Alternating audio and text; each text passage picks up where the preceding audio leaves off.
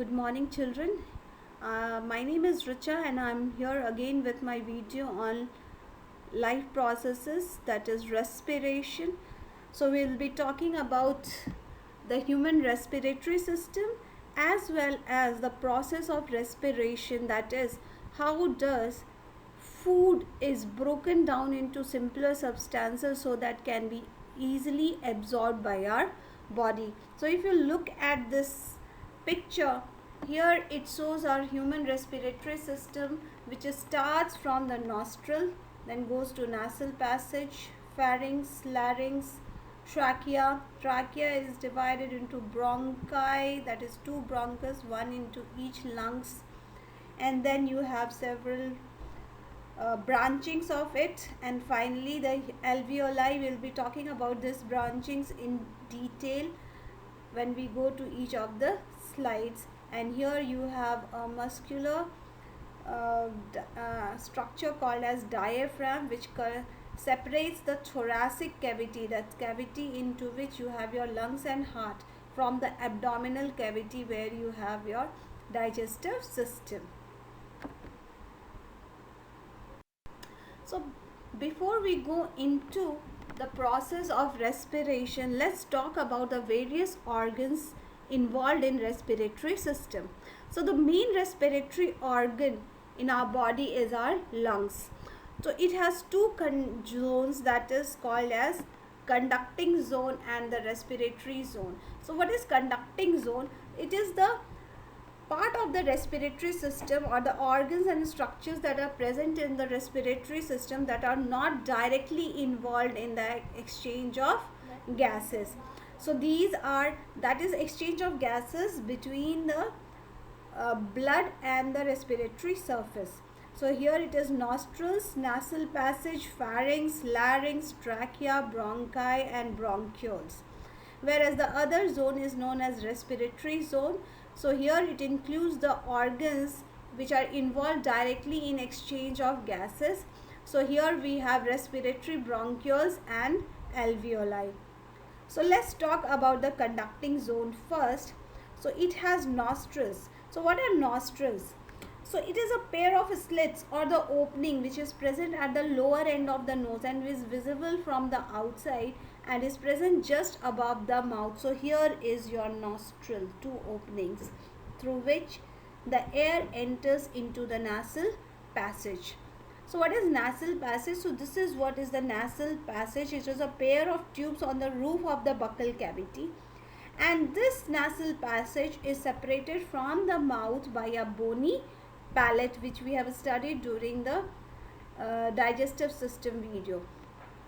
Now this nasal passage is lined by a ciliated mucous membrane. Ciliated mucous membrane means the one which has got cilia, that is hair like small hair like a structure, and the mucous membrane which can release mucus. Mucus is a sticky substance. Why this is important is when we take in air, we take in germs and all the dust particles which is present in the air.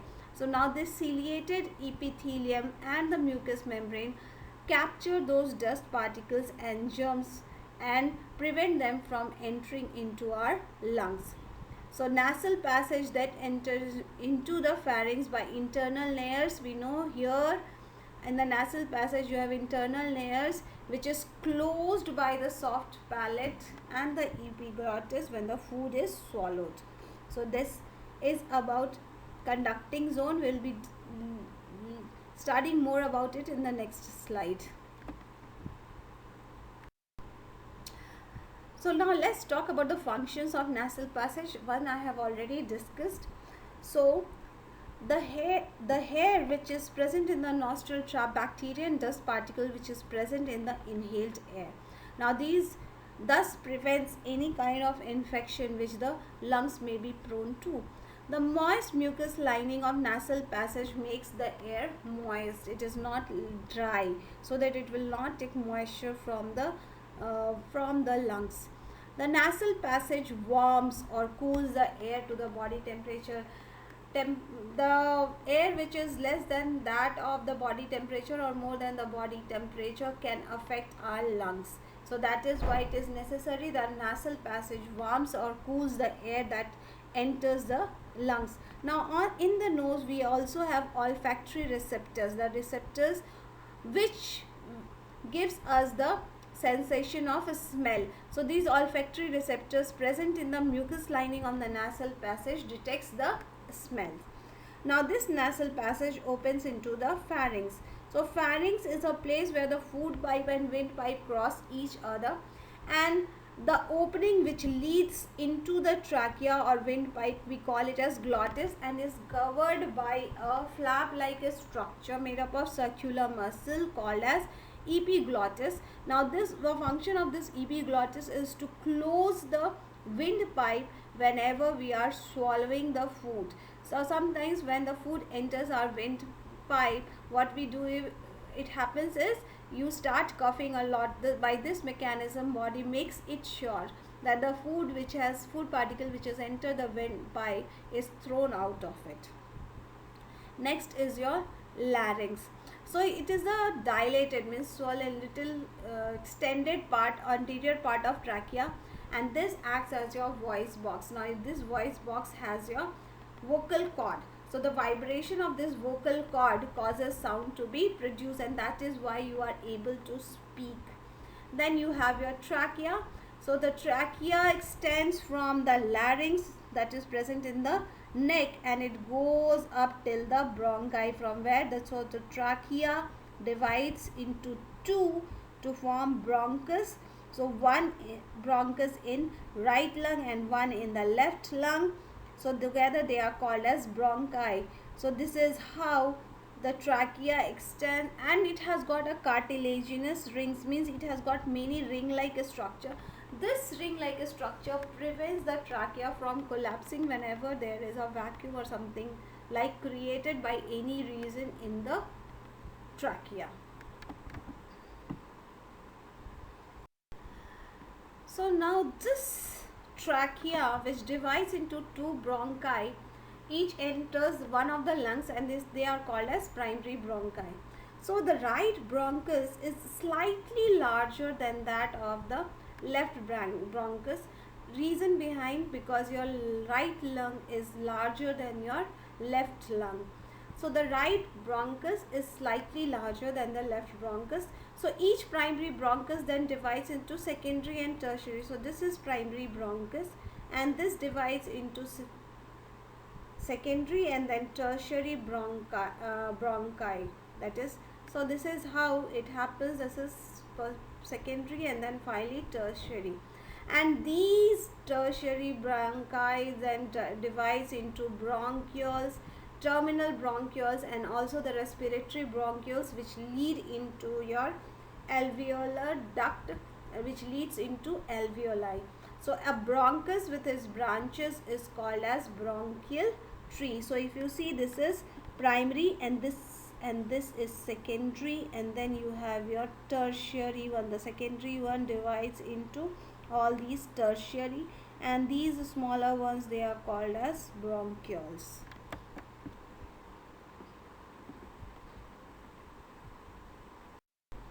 So the respiratory bronchiole, that is the terminal bronchiole, leads into respiratory bronchiole, and this respiratory bronchiole then ends into an alveolar duct, which is a tube-like structure which leads into alveolar sac. So these contain several alveoli or air sacs, where finally the air which has been inhaled comes and accumulates there. So why is alveoli the perfect place for exchange of gases? Because they are very thin and they are formed of a single layer of a squamous epithelium. Like squamous epithelium means epithelial cells which are almost a square in structure. These are then covered with network of capillaries. So if you see here in the structure, it is covered with several, each of these alveoli are covered with network of capillaries, and these capillaries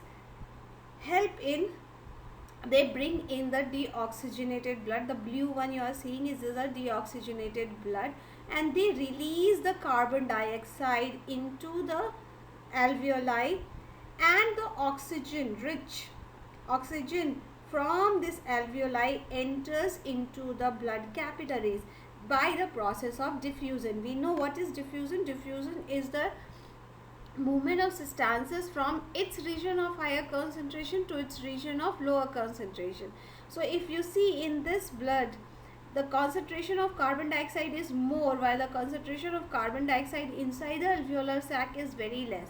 So what happens? Carbon dioxide diffuses into the alveolus, whereas this alveolus has got oxygen, that is concentration of oxygen here is more than that in the capillaries. So what happens? Oxygen from alveolus diffuses into the capillaries, and in this way the blood gets oxygenated. Because of large number of alveoli, small alveoli, the surface area for the exchange of gases increases many-fold, and alveoli receives oxygen-rich air which is inhaled by us. So the main respiratory organ in our human body is lungs. So lungs are a pair of conical, highly spongy because it has got lot of air space in between and has got lot of air filled sacs, so which makes them spongy. So they occupy major part of the thoracic cavity. So the thoracic cavity, the cavity above the diaphragm, is the thoracic cavity. So here the right lung is larger than that of the left lung. This is because here the heart is accommodated. So because of this left lung is smaller than that of the right lungs. So right lung has 3 lobes, that is called as superior lobe, middle lobe and inferior lobe. And superior lobe is separated from middle lobe by a horizontal fissure. Fissure means it's a small crack like thing. So that is called as fissure. And middle lobe is separated from inferior lobe by an oblique fissure. If you see, in case of left lung, you have only 2 lobes, that is superior lobe and the inferior lobe, and the superior lobe and inferior lobe is separated from each other by an oblique fissure. So this lung is enclosed within a double membrane structure. So it has surrounded by 2 membranes. These 2 double membrane is called as pleura, and the space between these 2 membrane is filled with pleural fluid. Now this also gives lubrication for both the membranes to prevent any friction, and also can act as a shock absorber for it.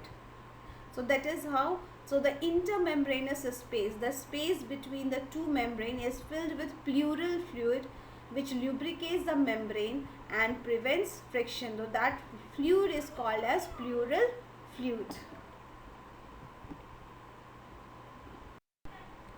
Now we will talk about how blood supplies goes to lungs. Now if you see here, this is the right atrium or right auricle, and this is right ventricle. So this right auricle receives deoxygenated blood from the entire body, and then here can you see this line? This is your pulmonary artery. So what this pulmonary artery does is carries the deoxygenated blood to the lungs. So pulmonary artery, so it is artery. So it's the only artery which carries the deoxygenated blood. Rest all arteries carry oxygenated blood. So the pulmonary artery brings deoxygenated blood from right auricle of the heart, of the heart into the lungs, and they form a capillary network around each alveolus of lung. We have seen that in previous diagram. And the oxygenated blood from the alveoli is collected in the capillaries, and now these all rejoin to pulmonary vein. So this is what is your pulmonary vein. They are 4 in number. These pulmonary vein, they are coming from the lungs and they carry the oxygenated blood, and they enter the left auricle here, and from left auricle it enters the left ventricle, and from here it is transported to all the part of the body by aorta. So this is how blood supply to lungs is done. So pulmonary vein is the only vein which carries oxygenated blood. All the other veins carry deoxygenated blood. The process of respiration mainly means releasing energy from food. So this is what is called as respiration. However, respiration includes two things, that is external respiration or breathing and internal respiration or cellular respiration. So the mechanism by which organism obtains oxygen from the air and release carbon dioxide is called as breathing. So when you inhale, when you take in oxygen, so that is inhalation, that is the mechanism of taking in oxygen. And when you exhale, when you give out carbon dioxide, so the entire process is known as breathing. However, in the process of respiration, it is the release of energy when the food is broken down by the process of oxidation, means in the presence of oxygen the food is broken down into smaller particles or into their finer particles or into their simpler forms like carbohydrates, proteins, fats, into simpler sugars, fatty acids, amino acids. That is called as internal respiration or cellular respiration. These simpler forms can be absorbed by the cells of the body, and this is what is called as cellular respiration. Now breathing is a voluntary biophysical process. Biophysical because it is biological process and it is physical in nature. It does not require any chemical change. So voluntary because it is under our control. If we want, we can stop our breathing for a particular time. So it is a voluntary biophysical process which takes place by inhalation and exhalation. Inhalation is taking in of oxygen. Exhalation is giving out of carbon dioxide.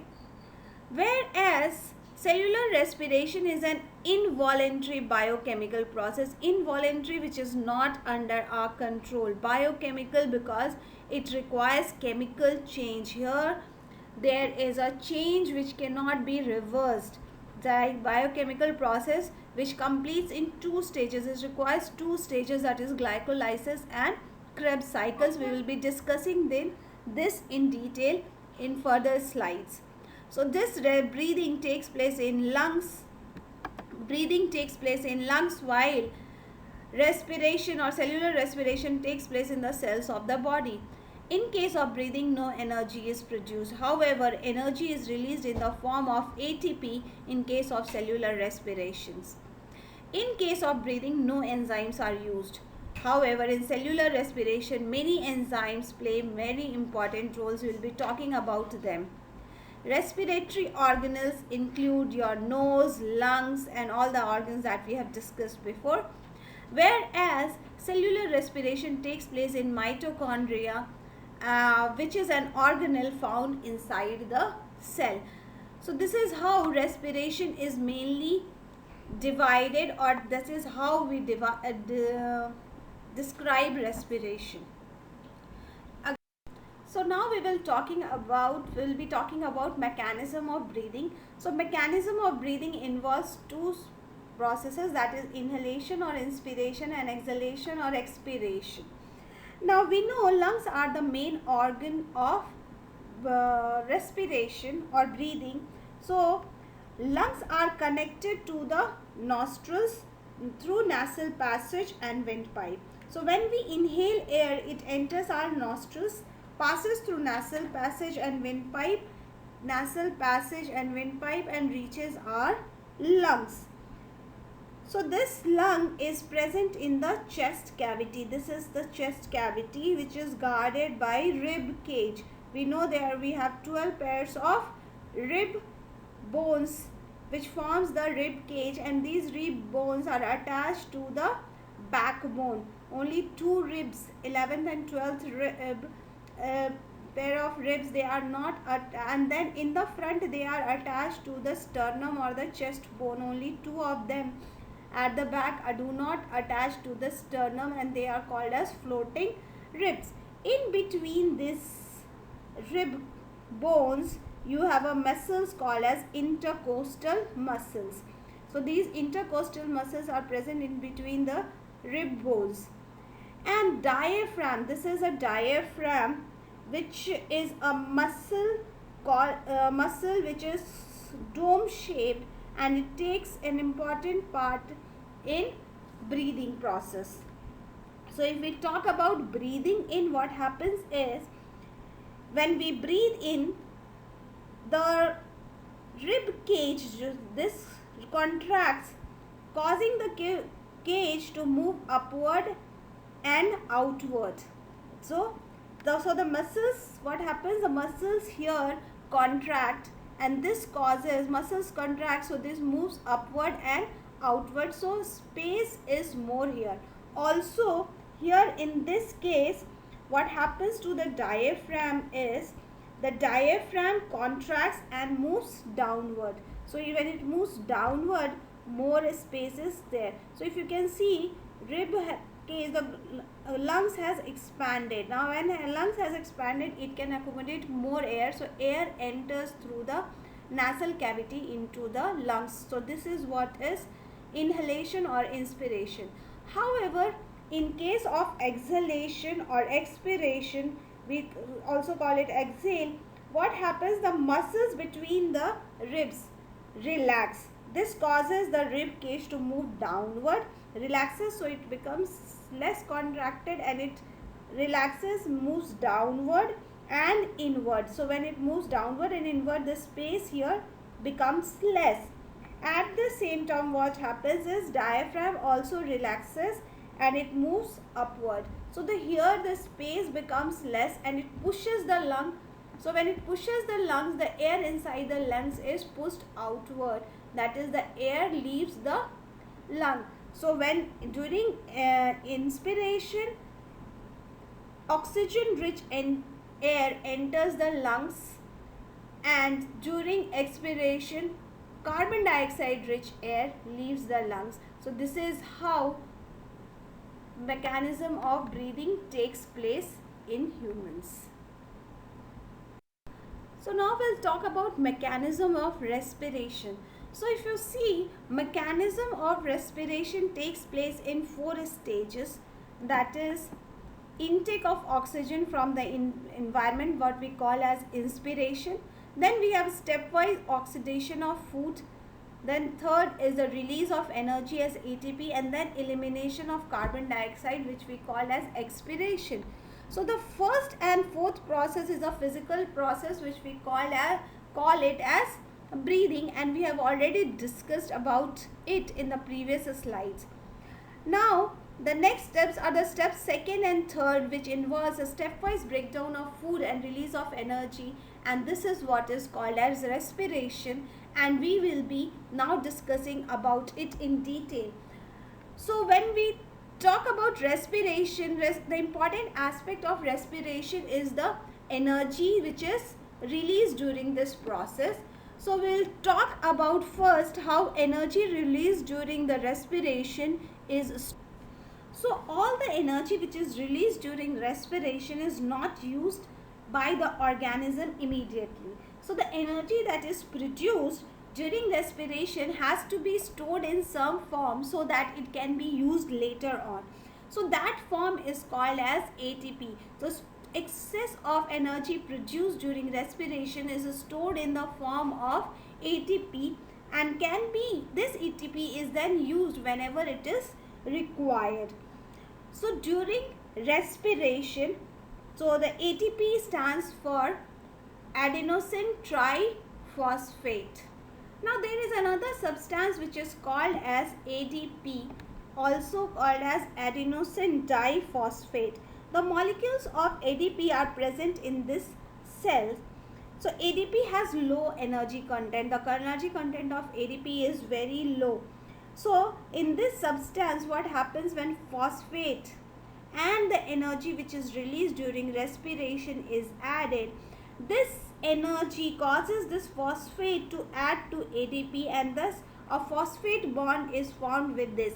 This phosphate bond which is formed results in the formation of ATP, and because of this high energy which is required to form the ATP becomes a high energy substance. So now this, so ADP, if you see, adenosine diphosphate is a low energy content, and lot of energy is required to add a phosphate group to ADP, and it turns into high energy containing ATP. So whenever energy is required by the body, they take this ATP, and when this ATP, the phosphate bond is broken here, it results in ADP, that is adenosine diphosphate, a phosphate molecule, and the energy is released. The amount of energy released is around 30.5 kilojoule per mole. So 1 mole of ATP produces around 30.5 kilojoule of mole. So if you can imagine amount of energy that is being released, and this energy is used for all the endothermic reaction. Endothermic reaction means the reactions which require intake of energy for the production of the product. So that is endothermic reaction. The reaction which takes place with the absorption of heat energy is called endothermic reaction. So all the endothermic reactions which takes place, it takes place where ATP releases energy, and it takes in the cells. If any endothermic reaction takes place, it takes place because of the energy released by ATP.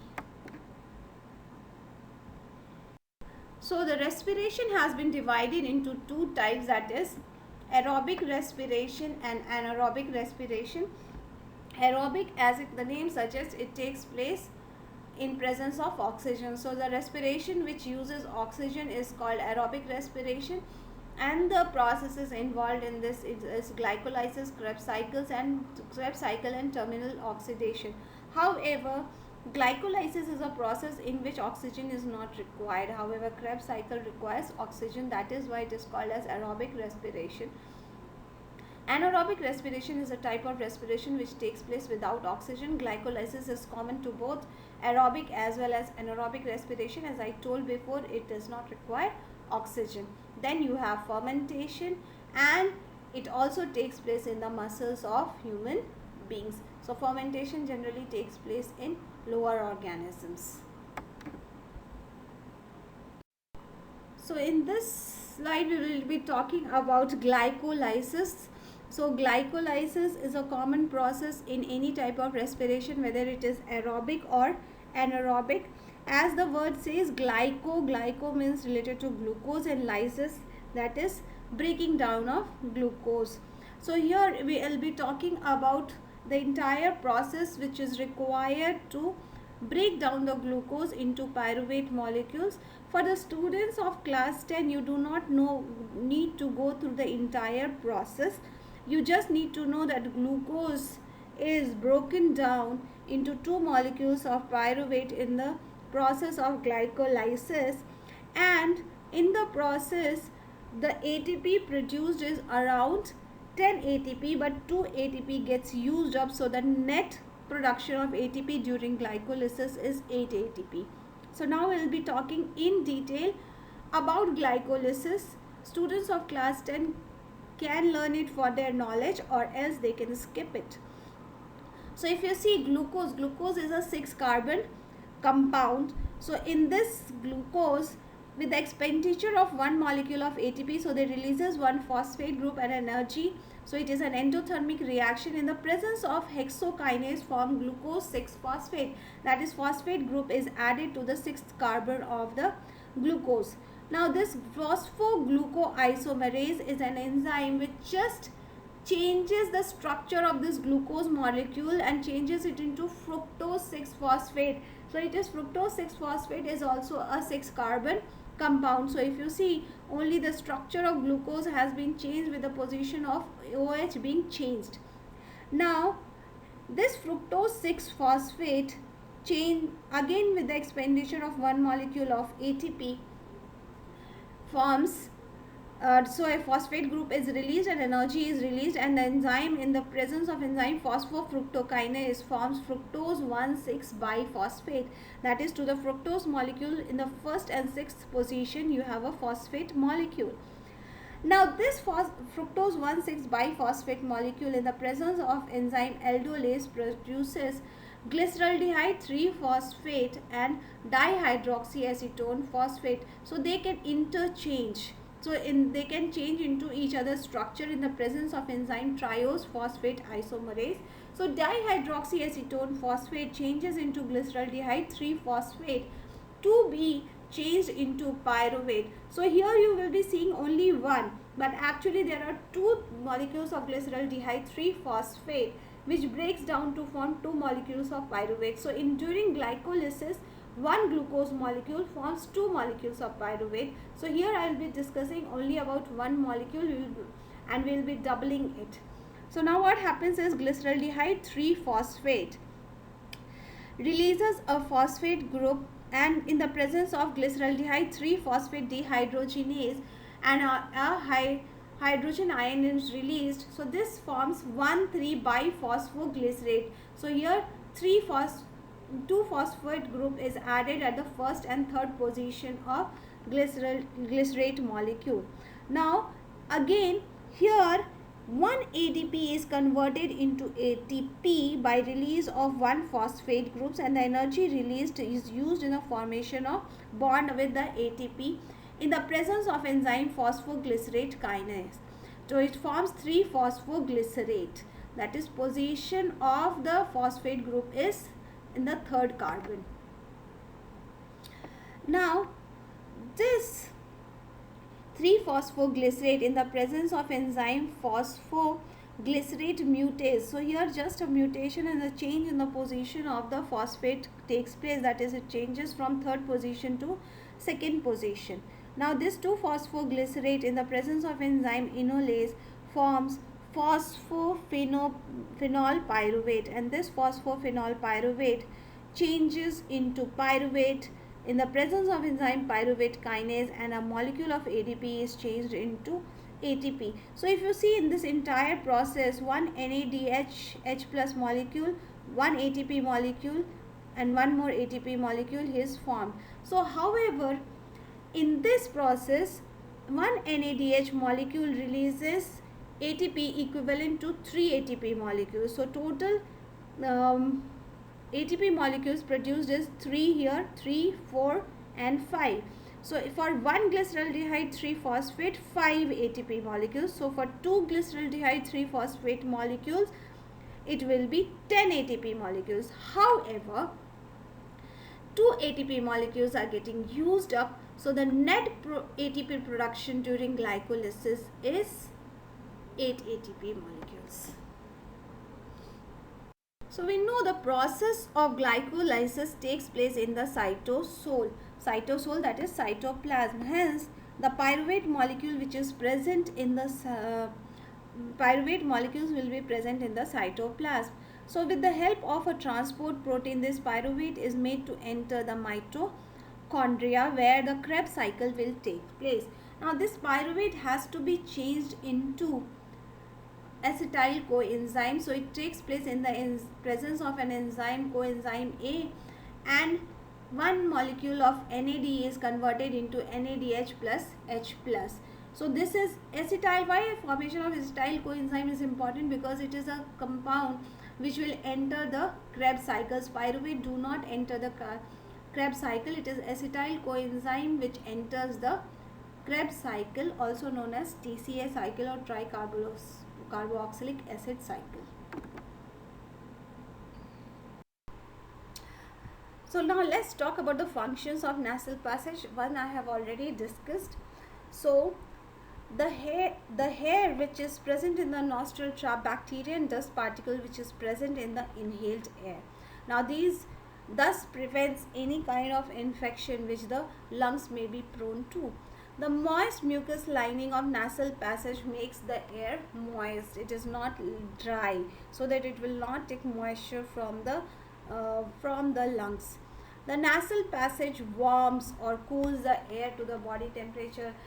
the air which is less than that of the body temperature or more than the body temperature can affect our lungs. So that is why it is necessary that nasal passage warms or cools the air that enters the lungs. Now in the nose we also have olfactory receptors, the receptors which gives us the sensation of a smell. So these olfactory receptors present in the mucous lining of the nasal passage detects the smell.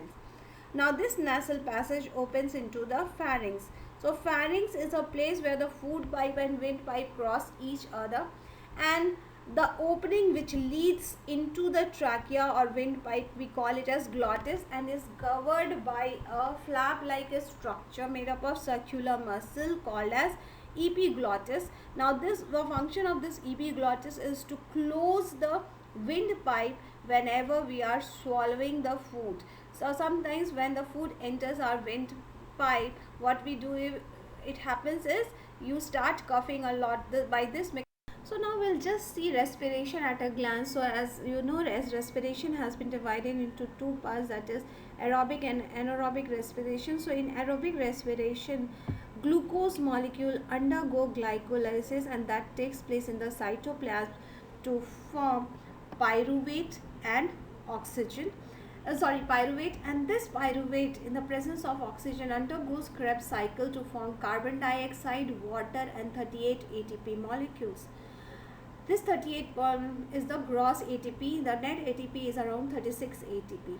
Now this under anaerobic respiration, this glycolysis is common, that is glucose undergoes glycolysis in cytoplasm to form pyruvate. However, in the absence of oxygen, this pyruvate forms alcohol, carbon dioxide and just 2 ATP molecules. So this is the amount of energy which is produced when fermentation or respiration takes place in absence of oxygen. In plants also fermentation takes place, that is anaerobic breakdown of carbohydrates takes place into alcohol or organic acids. Fruits and seeds also undergo anaerobic respiration. However, in animals, in absence of oxygen, sometimes anaerobic respiration takes place, like in the muscles of human beings. So glucose changes into pyruvate by process of glycolysis in the cytoplasm.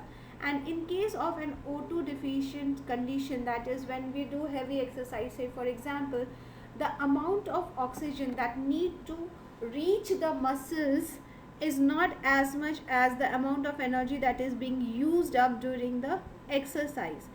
So what happens is the glucose in those cells start undergoing anaerobic respiration. So during anaerobic respiration, lactic acid is produced and 2 molecules of ATP is produced. Now this lactic acid, accumulation of this lactic acid causes pain where it accumulates, that is we call it as muscle cramp. So how do we get rid of this muscle cramp is by massaging or by taking a hot water bath. So what happens when massage, circulation of blood increases in that part, so oxygen comes there and then this lactic acid is broken down into carbon dioxide and water, and that's how we get relief from the pain. Same happens when you take a hot water bath, the muscles relax. When the muscles relax, the flow of blood into that part increases and thus more of oxygen enters into this part and causes the lactic acid to break down into carbon dioxide and water and thus relieving us of the pain. So if you see, if it does not undergo aerobic respiration, the amount of ATP produced is very less, that is 2 ATP molecules. So we see respiration in plants. We'll talk about respiration in plants. How does it take place? So respiration in plants takes place by exchange of gases, and in this also gases involved is obviously oxygen and carbon dioxide.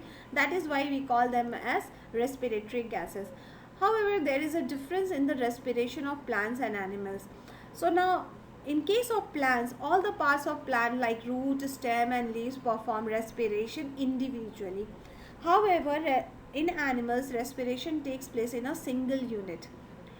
During respiration in plants, there is little transport of respiratory gases from one part of the plant to the other, because every part of the plant, every leaf is capable of exchange of gases. On the other hand, gases are usually transported over long distances inside an animal during respiration. Obviously, lungs is the place where gases are exchanged, so it has to be transported to every part of the body, human body or the animal body, and hence they have to be transported over a long distance. Respiration in plants occur at a very slow rate. We know that the energy requirement of the plant is very less because it is a stationary. It does not move from its place. Whereas respiration in animals require respiration at a much faster rate because energy requirements of animals is more. They keep on moving. They keep on doing one or the other activity, and for every activity that is being done they require energy. So plants get oxygen by the process of diffusion through the stomata, and we know about it, we have already studied. So now how does respiration in roots takes place? So the roots, what they do is they take the air which is present between the soil particles. So we know what is root here, right? The epidermal layer or the epidermis of the root extends and they form root hairs. This is just done to increase the surface area, and also since epidermal layer of cells are very thin, diffusion of gases as well as intake of water becomes little easy. So oxygen diffuses into the root hair by diffusion, and carbon dioxide produced as a result of respiration moves out of the hair by the process of diffusion. What is diffusion? The movement of the particles from its region of high concentration to its region of lower concentration. So when the carbon dioxide content in the root hair increases, it moves out, whereas since the oxygen content inside the root hair has decreased and outside the root it is more, the oxygen diffuses into the root hairs. So if we talk about respiration in stems, so herbaceous plants, we know what is herbaceous plants. Herbaceous plants are the plants whose stems are green and they are very small. They have stomata on their stems, and hence oxygen or the air enters through it and reaches all the cells for respiration. And also the carbon dioxide which is produced as a result of respiration also diffuses through the same stomata. However, the woody stems have openings on them. They have openings on their stem which we call them as lenticels, and they help in exchange of gases. If we talk about respiration in leaves, then we know that leaves have got tiny pores which are called as stomata. So oxygen diffuses into the leaf through the stomata, and this reaches to all the cells where it is used for respiration. Also, respiration in leaves occur both day as well as night. However, what happens in the day is, in the day the plants undergo photosynthesis. So whatever carbon dioxide is produced during this daytime is used up in the process of photosynthesis, and the oxygen which is produced as a byproduct is diffused out into the air. So the excess oxygen, the oxygen which has been used in respiration can be there, but excess of oxygen is diffused out into the air. How during the day, however, during the night time, the carbon dioxide which is produced during respiration is not used up in the process of photosynthesis. Right, during the day, during the night what happens is respiration takes place during day as well as night. So carbon dioxide is produced in the night also, but during the night photosynthesis is not taking place. So the carbon dioxide which is produced is removed from the plants through the stomata which is present in the leaves. That is why it is advised that we should never sleep under the tree during the night time, because instead of giving away oxygen, plants give out carbon dioxide which can be harmful to the person who is sleeping under the under the tree. The process of respiration mainly means releasing energy from food. So this is what is called as respiration. However, respiration includes two things, that is external respiration or breathing and internal respiration or cellular respiration. So the mechanism by which organism obtains oxygen from the air and release carbon dioxide is called as breathing. So when you inhale, when you take in oxygen, so that is inhalation, that is the mechanism of taking in oxygen. And when you exhale, when you give out carbon dioxide, so the entire process is known as breathing. However, in the process of respiration, it is the release of energy when the food is broken down by the process of oxidation, means in the presence of oxygen the food is broken down into smaller particles or into their finer particles, or into their simpler forms like carbohydrates, proteins, fats, into simpler sugars, fatty acids, amino acids. That is called as internal respiration or cellular respiration. These simpler forms can be absorbed by the cells of the body, and this is what is called as cellular respiration. Now breathing is a voluntary biophysical process. Biophysical because it is biological process and it is physical in nature. It does not require any chemical change. So voluntary because it is under our control. If we want, we can stop our breathing for a particular time. So it is a voluntary biophysical process which takes place by inhalation and exhalation. Now we will talk about respiration in complex multicellular organisms. So in aquatic animals, respiration takes place by skin as well as gills. I am undertaking earthworm and nereis also under the skin, though they are not aquatic animals. So in earthworm, they both respire by the skin. Even leech and frog respire by skin. Skin, what happens in the case of moist skin? The moist skin absorbs air and from there it takes in oxygen, and the carbon dioxide is again diffused through this moist skin. However, in case of aquatic animals, they breathe in oxygen which is dissolved in water, and hence the exchange of gases takes place between the respiratory organ and the water. Since the amount of oxygen which is present in the water is lesser than that in the air, hence what the aquatic animal has to do is they have to take large amount of water in for their movement over the respiratory surface when they are respiring or their bronchial respiration. So we will now talk about in bony fishes. We know that the gills are covered with a fold of skin which is called as operculum. So if you look here, here is the place where you have the fold of skin which is called as operculum. Now this is what is called as gills, and this is called as gill filament.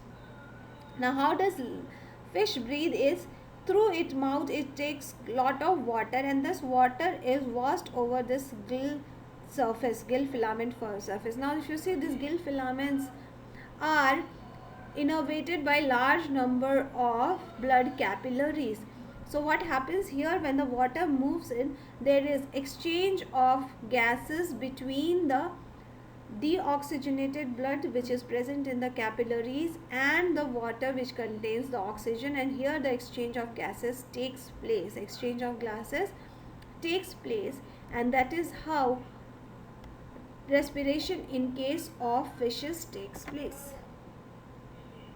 So now let's talk about transport of respiratory gases, that is how oxygen from the lungs reaches every part of our body, and how does carbon dioxide produced in different parts of our body reaches lung to be expelled out of our body.